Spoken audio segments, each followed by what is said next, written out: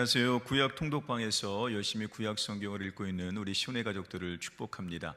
오늘은 열왕기 상하, 오늘 두 번째이자 마지막 시간입니다. 여러분, 열왕기라는 의미가 무슨 뜻인지 알고 계세요? 이 열왕기라는 의미는 이스라엘과 유다의 모든 왕들의 통치를 기록한 책이라는 뜻을 담고 있습니다.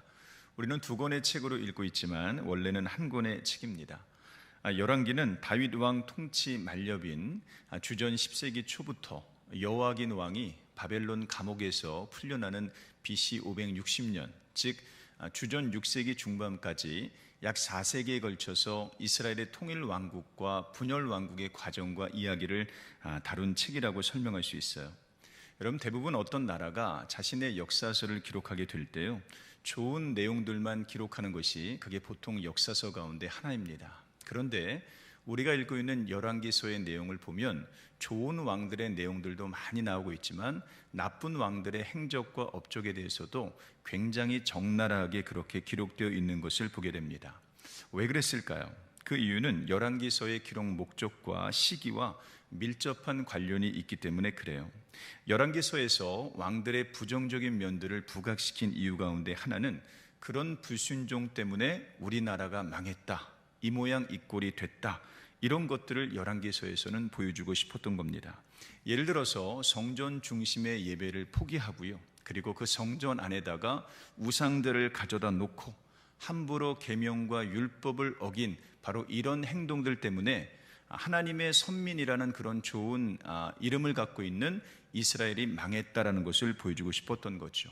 그래서 포로 생활을 하고 있었던 이스라엘 백성들에게 우리가 망한 이유가 이런 것이니까 정신을 바짝 차려야 된다는 것을 보여주는 책이 바로 열왕기서의 내용입니다.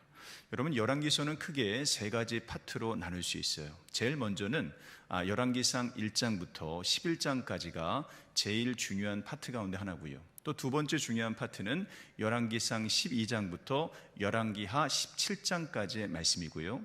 세 번째는 열왕기하 17장부터 마지막 장인 열왕기하 25장까지, 이렇게 세 파트로 나눠져 있습니다. 중요한 내용들을 보게 되면 왕상 1장부터 11장까지는요, 솔로몬의 등극과 통치를 우리가 볼 수 있습니다. 여러분, 솔로몬 왕이 제일 잘했던 게 뭐예요? 제일 잘했던 것이 바로 성전을 건축한 거죠. 그런데 큰 단점이 솔로몬 왕에게 있었습니다. 어떤 단점이 있었는가?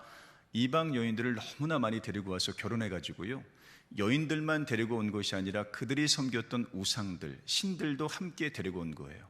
그러다 보니까 이 나라 전체에 우상들을 섬기는 곳이 가득 차게 됐고, 첫 마음을 잃다 보니까 바로 솔로몬의 이 잘못된 것 때문에 나라가 분열되었고 결국은 망할 수밖에 없게 된 거죠. 솔로몬은 칭찬도 많이 받았지만 그러나 이스라엘 전체를 망하게 만들었던 단초를 제공한 그런 왕으로도 기억됩니다. 두 번째, 열왕기상 12장부터 열왕기하 17장까지의 말씀에 보면 핵심되는 것이 뭐냐면 분열 왕국과 북이스라엘의 멸망에 대해서 나와 있죠. 북이스라엘은 바로 BC 722년경에 아수르에 의해서 망하게 됩니다. 여러분, 분열 왕국의 시작이 어떻게 되고 있어요? 남유다의 르호보암과 북이스라엘의 여로보암으로 나눠지면서 이 분열 왕국이 시작됩니다. 특별히 남유다는 왕이 19명이 등장하고요, 또 여왕까지 해서 20명의 통치자가 남유다에 있었습니다. 북이스라엘 역시 19명의 왕의 이야기가 나오는데요, 그런데 오므리의 정적이었던 디브니를 포함하면 거기도 20명의 왕들이 존재해요. 즉 북이스라엘도 20여 명의 통치자가 있었고 남유다도 20여 명의 통치자가 있었는데 그들이 어떻게 나라를 다스리고 있느냐라는 것을 기록해 놓은 그 장면이 바로 왕상 12장부터 왕하 17장까지의 그 말씀입니다. 이 시대에는 너무나 우리가 잘 알고 있는 유명한 예언자들과 선지자들이 많이 나오고 있습니다. 엘리야, 엘리사, 이사야, 호세야, 예레미야, 이들을 통해서 하나님께서 돌아와라, 회개해라, 그렇게 살면 안 된다라고 말을 했지만 그들은 결국 이들의 이야기를 듣지 않았습니다. 세 번째 파트에서 열왕기하 18장부터 25장까지의 말씀은 남유다의 멸망에 대한 이야기가 담겨져 있고요, 안타깝게도 BC 586년경에 바벨론에 의해서 망하게 됩니다. 특별히 우리가 다음 주부터 읽게 될 이 열왕기 하의 핵심 단어는 왕국의 포로에 대해서 나오고 있어요. 열왕기 하는 이스라엘이 아수르에 의해서 멸망되고 포로가 되는 그 내용, 그리고 남유다가 결과적으로 바벨론에게 망하고 포로가 되는 그런 이야기들을 기록하고 있다는 것이죠. 열왕기의 핵심 구절은 열왕기하 17장 22절로 23절까지 말씀, 그리고 열왕기하 23장 27절이 바로 핵심 구절입니다. 제가 한번 읽어볼게요. 이스라엘 자손이 여로보암이 행한 모든 죄를 따라 행하여 거기서 떠나지 아니하므로 여호와께서 그의 종 모든 선지자를 통하여 하신 말씀대로 드디어 이스라엘을 그 앞에서 내쫓으신지라. 이스라엘이 고향에서 아수르에 사로잡혀 가서 오늘까지 이르렀더라. 자, 열왕기하 23장 27절 말씀이에요. 여호와께서 이르시되 내가 이스라엘을 물리치신 것 같이 유다도 내 앞에서 물리치며 내가 택한 이 성 예루살렘과 내 이름을 거기에 두리라 한 이 성전을 버리리라 하셨더라. 자, 이게 핵심 구절입니다. 그리고 핵심장은 어디인가? 열왕기하의 핵심장은 바로 마지막 자인 25장이죠. 불순종의 대가가 얼마나 비참한지, 그래서 어떻게 유다가 망하게 되는지를 적나라하게 보여주는 장이 바로 열왕기하 25장의 내용이에요. 여러분, 열왕기서를 마치면서 우리는 이 책이 우리에게 지금까지 암묵적으로 던진 질문을 캐치하고 그 질문에 답할 필요가 있습니다. 여러분, 열왕기서를 읽으시면서 열왕기서가 우리에게 어떤 질문을 던지고 있나요? 두 가지 질문을 던지고 있죠. 왜 하나님의 선민들이 세운 이스라엘이라는 이 나라는 분열될 수밖에 없었는가? 그리고 결국 이 나라는 왜 망할 수밖에 없었는가라는 이 질문을 우리에게 던지고 있는 겁니다.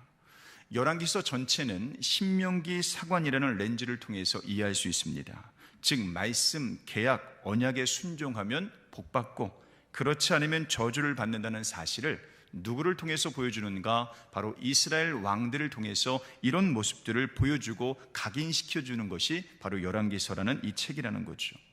지혜로운 자는요, 어리석은 자들의 실수를 통해서 비판만 하는 것이 아니라 깨닫고 자신의 삶에 적용하는 탁월한 적용자들이 지혜로운 사람입니다.